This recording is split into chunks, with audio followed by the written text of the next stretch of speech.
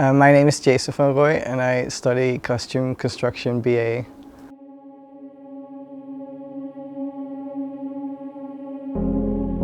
So I'm a foreigner student from the Netherlands, and I chose this college because it was very supportive and very helpful throughout my application process and any questions I had.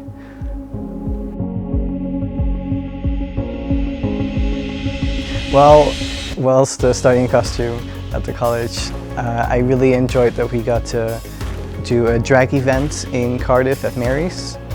We had to make 2 costumes for it, and that was a lot of fun because we had to do the entire event. We had to work the entire event as well, and it was great because, well, I won one of the costumes, so that was a highlight.